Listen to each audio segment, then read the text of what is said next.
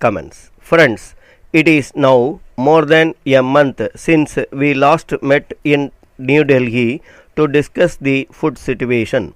The food position has continued to cause the deepest concern to all of us, and that is why I wish to speak to you again on the subject. I do not want to go into the statistical or economic explanations of the causes underlying the present crisis.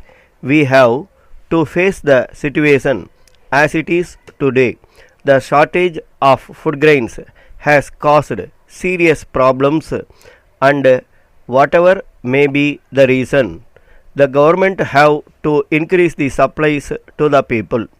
As an immediate measure, the government have no alternative but to import cereals from abroad and as quickly as possible. Despite the fact that we are short of foreign exchange, we are doing everything possible to import food grains in the shortest possible time. It is regrettable that the wheat crop last year was poor, and we are in short supply of wheat also. But under the aid program of the United States, supplies have been stepped up substantially. Some time back, there was a bunching of ships in the ports of Calcutta and Bombay. There was some trouble about the unloading of ships carrying food grains. Quick steps were taken to remove the difficulties of the workers, and the situation appears to have improved considerably. At present, there are not many waiting ships carrying food grains. I would like to appeal to everyone working in the ports to remember that food grains are vital for the community, and the workers should not in any way become responsible for aggravating the present complicated situation. It has been decided to divert ships to different ports in the coming months so that there is the minimum of delay, and the delivery of grains to different states becomes easier and quicker. The railways have also been advised to give top priority to the movement of food grains. Already the quota of wagons has been stepped up, even doubled in many instances. As the tempo of movement from the ports quickens, the ships will also arrive more promptly. I feel that the impact of larger imports will begin to be felt by the end of this month.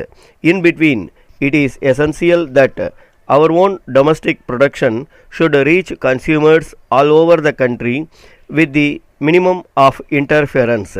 The restrictions which exist on movement from state to state have to be operated without undue partiality to the needs of surplus states. All the stocks of food grains are not in the hands of the governments, central or state. Large quantities are in the hands of the trade. This is natural.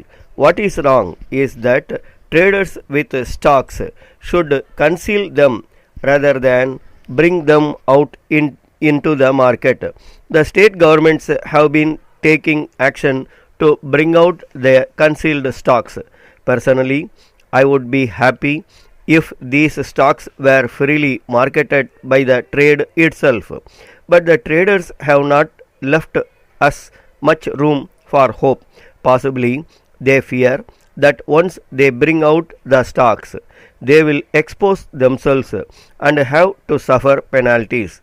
They are surely liable to penalties, but in the special situation existing today, I would go to the extent of suggesting to you not take any penal action against such traders. The stocks may further be allowed to be sold in the open market at a reasonable price. However, after the lapse of the period of grace, firm measures will be taken, as has already been done in some places.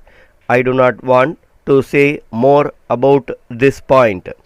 letter from the business manager, Messrs. Johnson and Company, Bombay, to the Director, International Trading Company, London. Dear Sir, we are much obliged to your letter of the 10th instant and wish to inform you as follows. We are glad to know from your letter that you are looking for an agent for the sale of your goods in this country. In this connection, we would like to inform you that we shall be glad to act as your representative. This is, of course, subject to a satisfactory contract that will be drawn up between us in due course. For 25 years now, we have also been in the business of dealing in a wide range of household goods. We are also very happy to enclose a list of names and addresses for several firms in this country and America with which we have regular business dealings. They would be willing to provide any references which you may require. Our bankers will also be in a position to provide any reference needed. We hope that our offer to act on your behalf will be of interest to you. If you would like to take the matter further, we suggest that you ask your solicitor to prepare a draft contract and send it on to me. There is no reason why we should not be able to enter into an agreement which would be to our mutual advantage. Yours faithfully. Stop.